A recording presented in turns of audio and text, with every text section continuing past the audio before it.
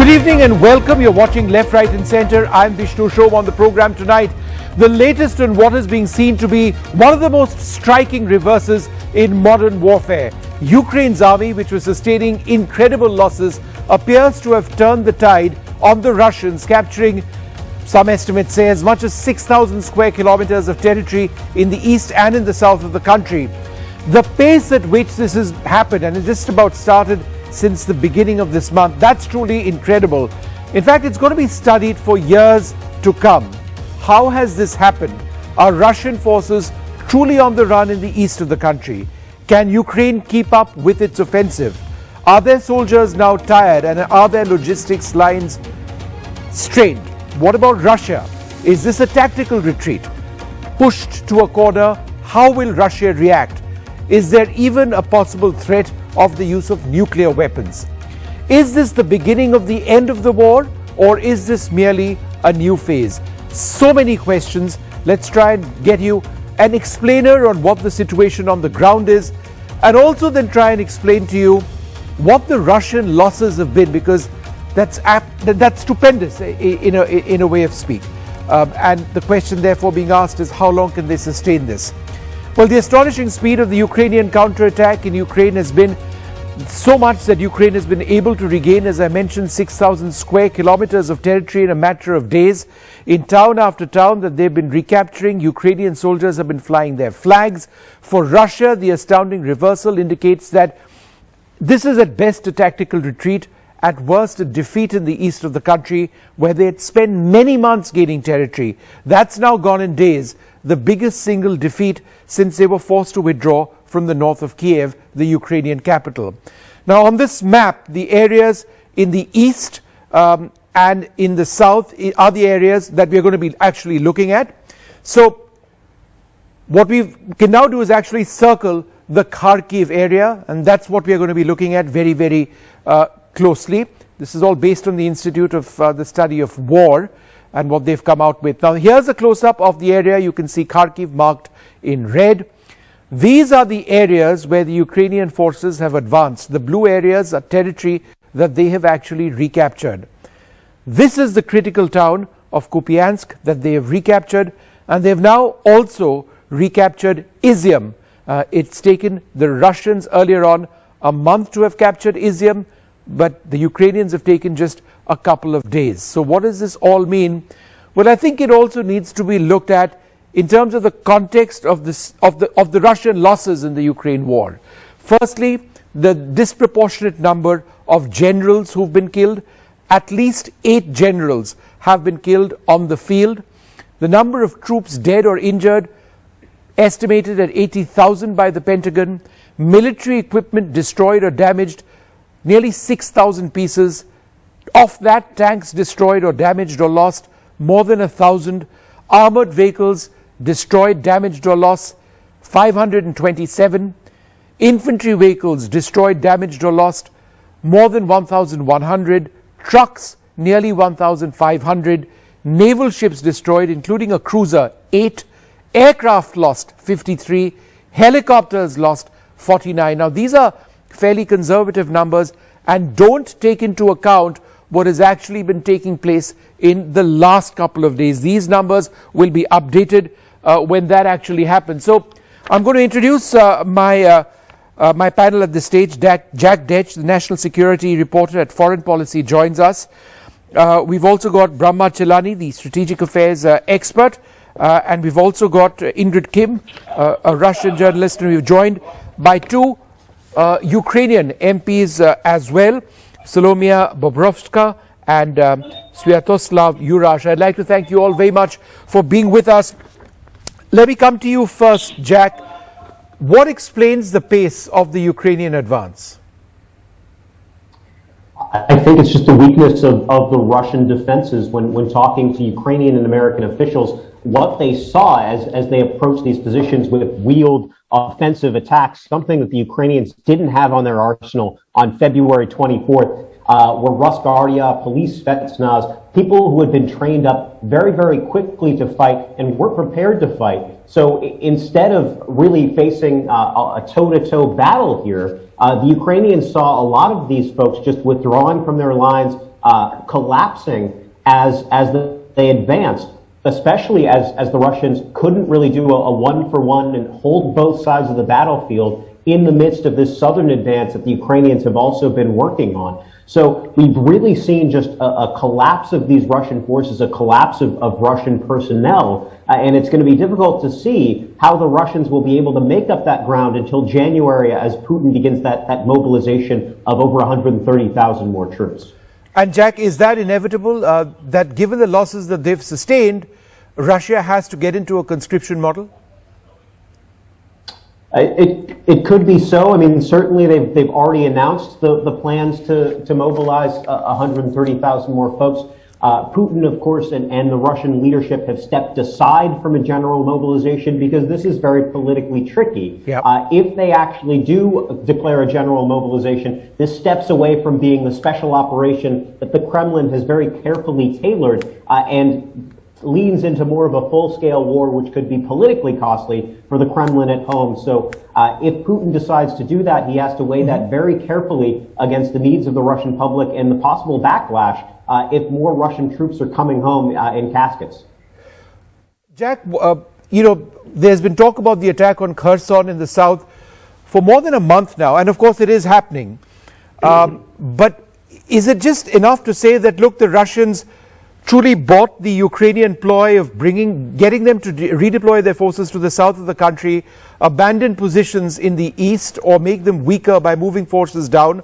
Or is this a failure of Russian satellites to see, intelligence on the ground failing, soldiers having morale which is very low, and equipment losses? The Ukrainians insist this wasn't a bluff, that they were actually pushing on both fronts. What seemed to have happened, though, was as the losses got more intense in the south, as this became a more entrenched artillery battle, and the Russians really had to reinforce those lines after sustaining the HIMARS assault from the U.S. guns that were provided to the Ukrainians, the artillery assault, eventually it just seemed to become too much to manage, and we saw that collapse. But this was very, very carefully planned between the Ukrainians, American and British officials. The Ukrainians, of course, have always wanted to go further. The Americans, the Brits, the Europeans have been urging caution. But here it seems like the Ukrainians ran into a situation where the defenses were so weak. They were really able to push very far, very quickly, and just a much more skilled military than what we saw back in February. Yep. Let's go across to Solomia Bobrovska. She's a member of parliament in Ukraine. Thank you very much for being with us. Solomia, my question is this. Have there been very large surrenders of Russian forces in the south and in the east so far? Yes, I would say that Russians remain their armed forces and their concentration of armed forces on that directions. And even though we are now having the victory on the Kharkiv direction and see how fast moving the Ukrainian armed forces, but still on Donetsk and Kherson regions, Russian soldiers are still trying to attack, and the majority of the armed forces concentrated on that direction, on that lines. So I would even though I'm optimist about Kharkiv situation, I'm still very careful about Donetsk and South, I think we have to pay attention on that as well. Despite the good news from our Ukrainian armed forces. Sviatoslav, Jurash, again, it's a similar question. Based on what we are hearing, and we aren't very sure, which is why I'm asking, have there been large surrenders of Russian forces in the south and in the east, or have they actually gone away? Have they escaped, or are they surrendering to you? We have seen footage from the Russian soldiers that were captured in an offensive around Kharkiv. As I'm reporting to you now from currently at, the fact of the matter is Russians haven't surrendered to the first day of the war. Russians don't really know what they are doing. Many of their soldiers who have essentially been sent here to be killed don't want to die, but of course they don't support. So that's why, of course, they are surrendering. But it's far from what is needed for a full-scale collapse of the so-called second biggest army in the world. And we will certainly be pushing for so much more as this war will go on to showcase to the world just how empty are Russian threats in Russian world. Dr. Chilani, a lot of people would suggest that it's in this situation that perhaps Putin is most dangerous. There is unconventional warfare as well. There's a threat of nuclear weapons, a tactical nuclear weapon. That's a big worry. Do you believe that's realistic, or do you believe that Putin is going to go the course and try and extend this on conventional lines, if at all? Putin cannot afford to emerge as a loser from his Ukraine military operation, because that would unravel his power base at home. He has been facing rising criticism at home for his handling of the war. But to answer your question, there is a growing risk, even if a remote one, that the current Russian-US proxy conflict could slide into direct conflict, a scenario that in turn would raise the risk of a nuclear exchange. So there is definitely a risk. But I think to look at the larger picture, it's too early to judge how Putin's invasion is going, as truth is the first casualty in the fog of war. There's an ongoing information war by different parties, and that information war is helping to obscure the actual facts. It's unclear, for example, what led to the Russian military setbacks last weekend. The setbacks didn't result from tank battles or other bloody combat. So what led to the sudden and abrupt Russian retreat? That remains an unanswered question. The Americans, for their part, are crediting the weapons they supplied, especially the HIMARS rocket system, for having an outsized effect on the battlefield. If superior firepower failed to avert American defeat in Afghanistan just a year ago, it is too much to expect American weaponry to turn the tide in the Ukraine war. But I think one important point that we have to keep in mind is that despite the latest Russian setbacks, about 1/5 of Ukraine remains under Russian occupation. And that's a lot of territory. Yes, of because course. Ukraine is the largest country located entirely within Europe. So we have to see the setback in context. Salome, let me ask you this. What is the situation of people in Izium or Kupiansk right now? Have there been a lot of people who've actually fled to the Russian side? Is there still some fighting happening in those areas? Have you been able to open up, for example, roads to these areas, to these cities of yours? Yes, there are normal roads still to that areas, and the big press trip was organized just today, and we will see the fresh photos, and actually we see the fresh broadcast from armed forces, and fresh photos will be from the biggest newspapers and sites. But about the civilians, I would say honestly, the part unfortunately took the Russian passports, and they decided and agreed to be in collaboration with the Russian occupation administration. And that's what our now security service is doing, putting them in the list and putting them in a jail as it is according to the Ukrainian law. But the numerous photos and videos, what we see, how civilians were waiting for their for the occupation and for the armed forces, and I hope that was a true lesson for Kherson region, for Donetsk region, for Zaporizhia region. What will be after the occupation? So who decided to work in collaboration with the occupied administration? Sure. They have to pay by law and by rules. I would assure all people maybe who may be watching this that when we be back home to Mariupol, to Donetsk and so on, I hope the people still waiting, and I know how they are waiting, and the resistance now which is working on that occupied terrorist show really good work. Sure. And I hope armed forces will finally meet them by their own. Okay. Ingrid Kim, let me try and see if we can get her back. Ingrid, can you hear me? Yeah, I hear you very, yeah. Great. Ingrid, why has there been no reaction so far from Putin on the losses in the east of the country? I hear you very badly. Can you please be louder? Why is there any reaction on from the Russian government on the loss of territory in eastern Ukraine? First of all, I think it's not still finished, it's still continuous, so it's difficult to accept that it was lost or is still going on with military conflict. So I cannot state it. I'm not on behalf of the government of Russia, but I can say there is a different versions of Ukrainian media, which is to use their own facts, and Russian media. So I can propose you. Okay. Jack, let me come back to you. What strikes me is the stunning loss or inability of Russian air power to control the ground situation or help to control the ground situation in the east of the country. Without the support of the Russian Air Force, the Ukrainians have just literally waltzed into this area. What happened to the Russian Air Force?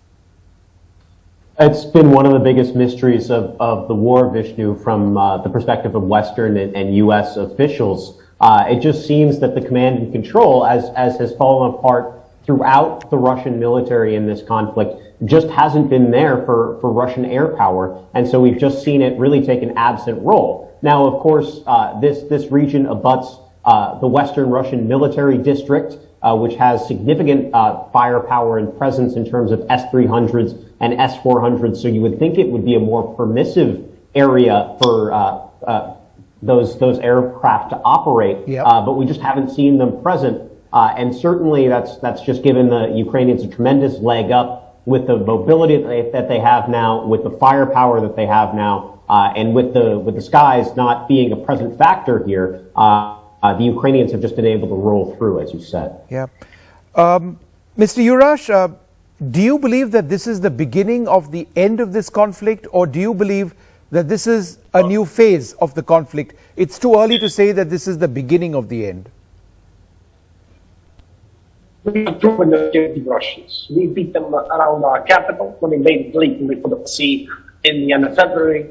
We defeated them in Sumy, Chernihiv, north of the country. We are beating them back from Kharkiv right now. We'll beat back them from the rest of the country. Our country will be ours, and there is no two ways about it. We will restore country sovereignty, and Russia will leave us alone.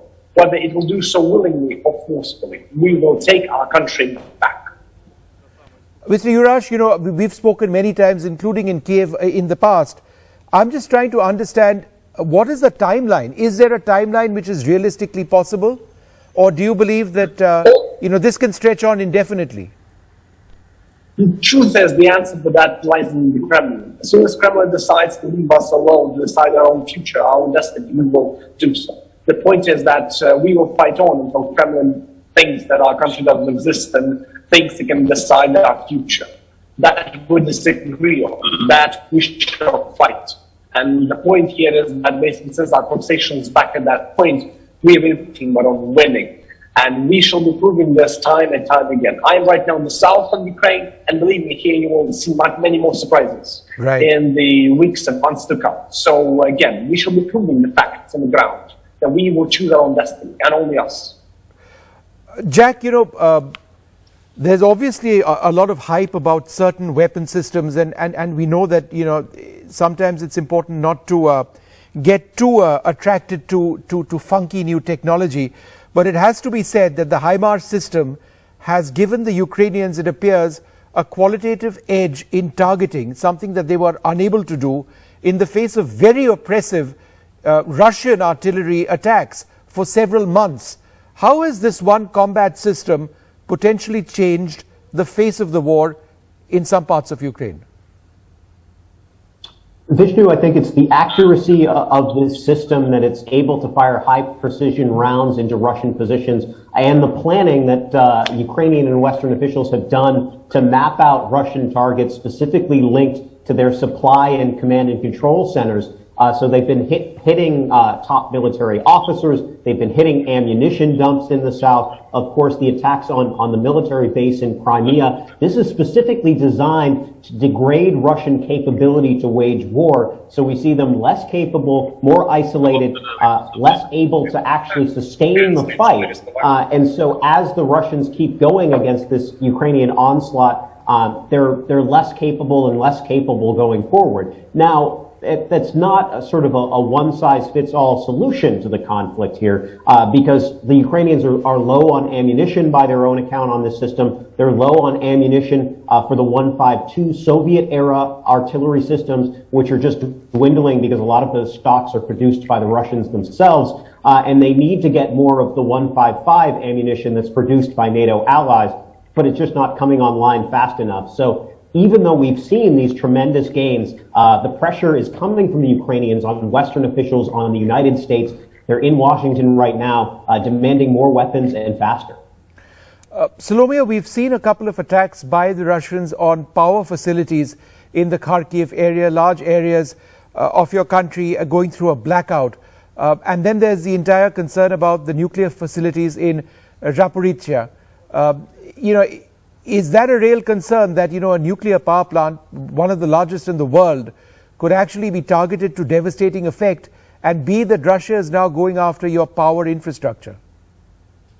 Yes, actually, it's one of our biggest concern. That's a nuclear power plant station, and it's stopping its work. And first of all, and then this autumn and winter seems to be one of the hardest, because we expect the shelling of the facilities that will be the main target, not even the military infrastructure, but the civilian facilities and critical infrastructure, electricity, heating of the apartments, and so on. And we can only imagine we saw what happened actually in Kharkiv when the blackout was done, and the same would happen in Kyiv, in the capital, or whatever, in other Ukrainian city. And we expect the Russians will do this, and that's how they will make one of the options to press on Ukraine to sit around the table of a new round of negotiations.